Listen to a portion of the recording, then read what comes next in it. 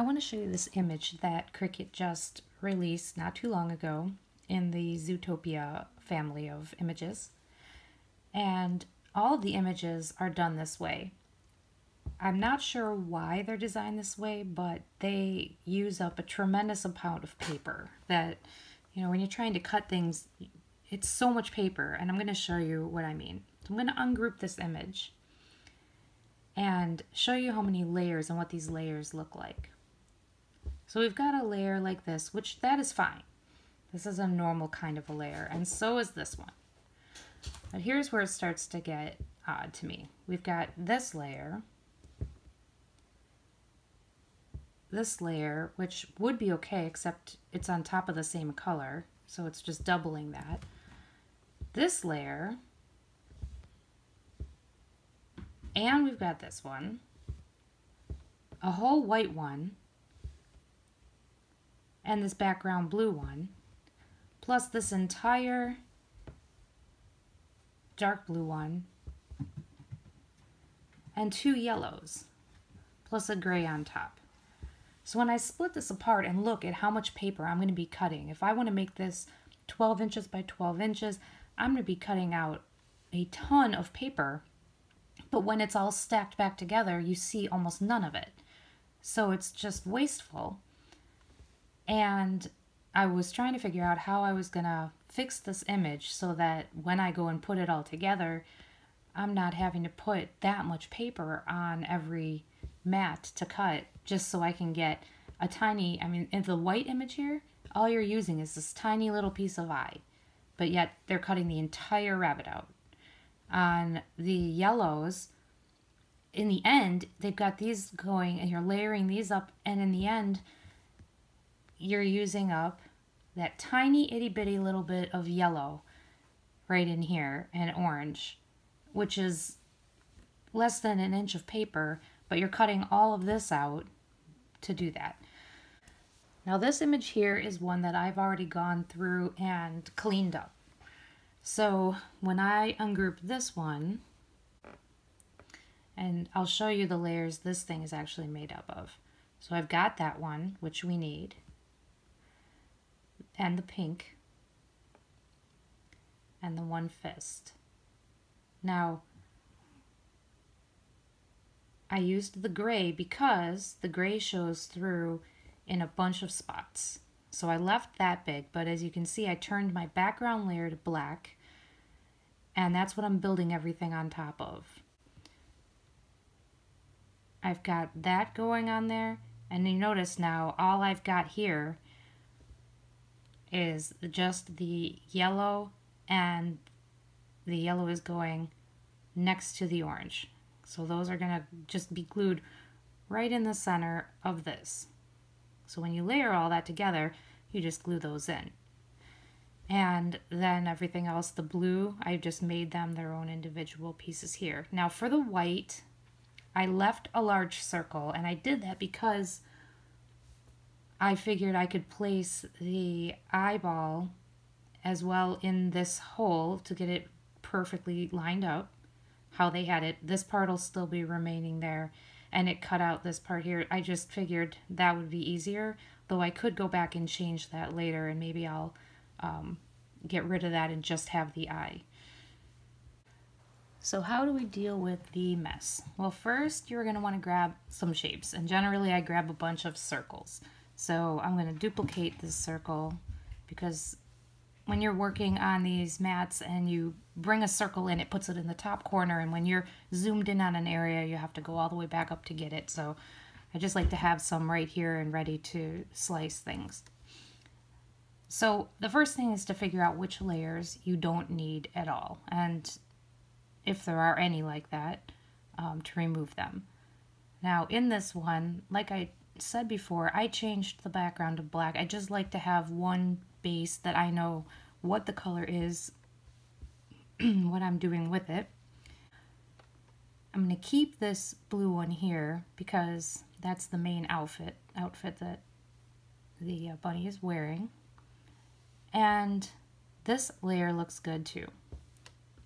Now, as far as, and I like to keep an original, well, this is the modified one, but I like to keep one to look at to see what I'm trying to copy and make sure I don't lose anything important. So this layer here, I'm pretty sure I won't end up using it all because I have this color already and I have these parts already for the bunny, so I don't really know what the purpose is of that image. I won't delete it until the end. I want to make sure that I can always go back and grab it if I need to. Something else they did in this new image is, if you look here, they've gone and put in, I don't know, I think that's using writing. Let's see. It's an attached set. And so it's going to draw this swirl on here. So you're going to need, if you care and you want the swirl on there, you'll need to make sure that you do layer that piece on and do attach it. And that way, then when you go to cut, it will do that.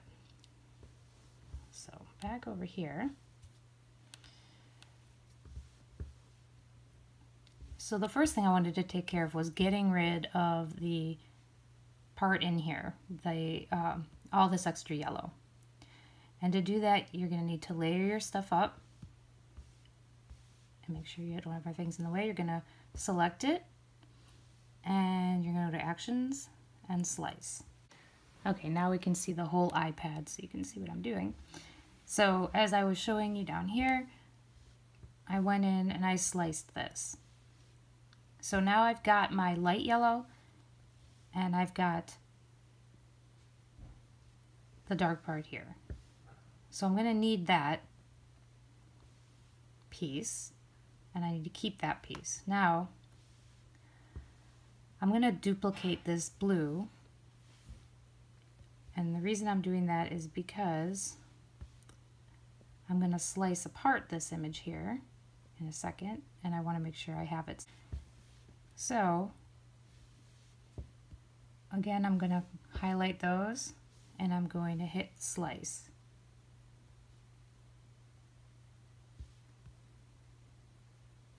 And now I've got my other little piece that I needed.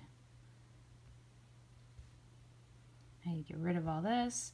As you can see, there's a bunch of other junk here, so that's where the circles come in handy. Go in with a circle.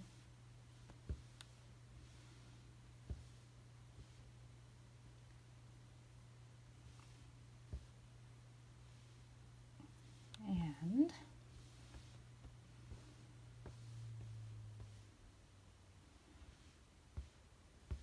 just make it the size I need.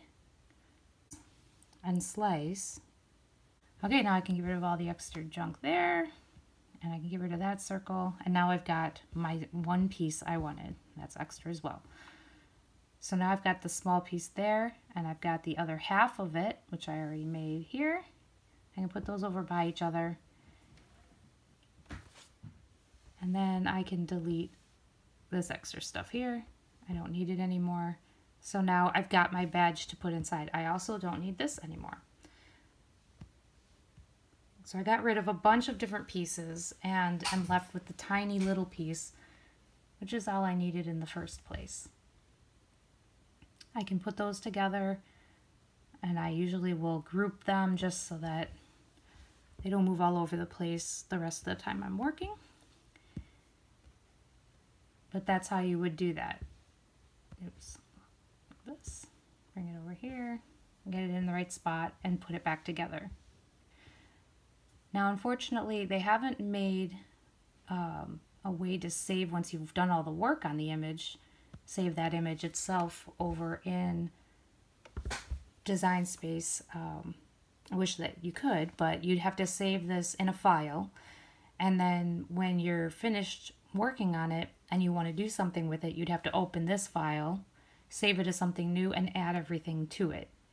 Then if you decide that you want to do a different project with the bunny, you reopen this original file to start with because you've done all the work on it. Now, if you're going to do this to several of the characters, you need to make sure you do it to all of the characters in the same file, because you won't be able to bring those characters into another file once you've sliced them all up. You'd end up with the original one that they have.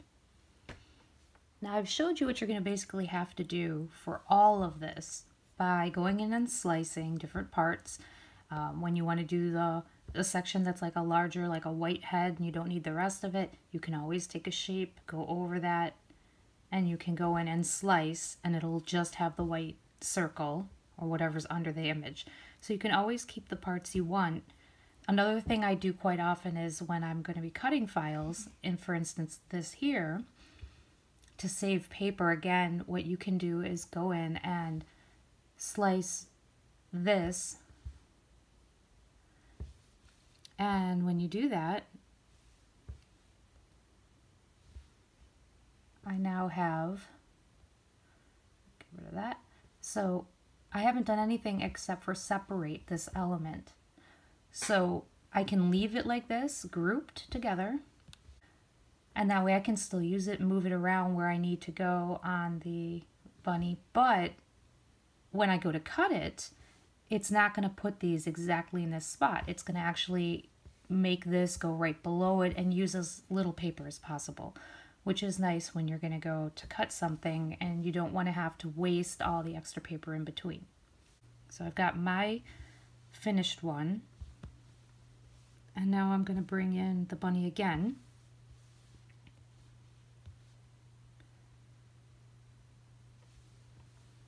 All right, so I have the original and I have the other one.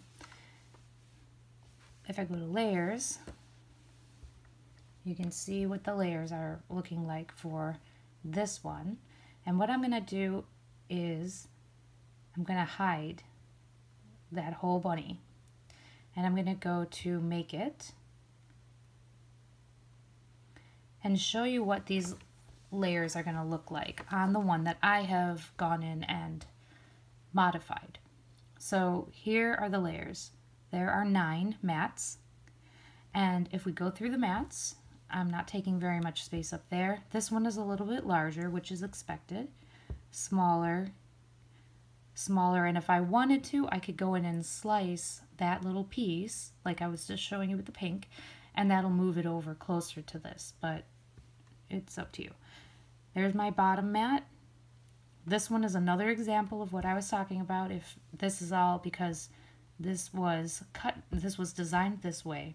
If I slice this, but leave it grouped in the image, this will move over, and I can just use a small square of paper here to cut it. And I probably would go back and modify and just do that, because why waste all this paper when I don't need to? Alright, so then we've got our tiny little less than an inch piece for those two, which is just a tiny scrap, and the pink, which I had gone in and sliced further so that it's just that and this. So that's it for that one. Now we're gonna go back to the canvas, and I'm gonna go back to my layers and look at that one. And now on this one, I'm going to turn that one off, and I'm gonna go to Make It and show you what this looks like. Now it's still 9 mats color wise, but here is what we've got going on now. You're going to be using up, and each one of these is going to be a full sheet of paper or more. Now you can move this stuff around and fit it in so that it'll use less paper, but you have to mess around with it. Again, we're just cutting this same rabbit so many times for such little parts, and more paper for such little parts, that is it really worth it? So again, the point of this is it's to show you that you can modify these images and make them a little paper friendly if you want to, and it'll just help you when you're going to cut something that's large and you're using a lot of paper. If you're doing something for a classroom, or if you're making anything multiple times and you want to save on paper, this is the best way to go in and modify it so that you can use a lot less supplies and still get a great looking image. Thanks for watching.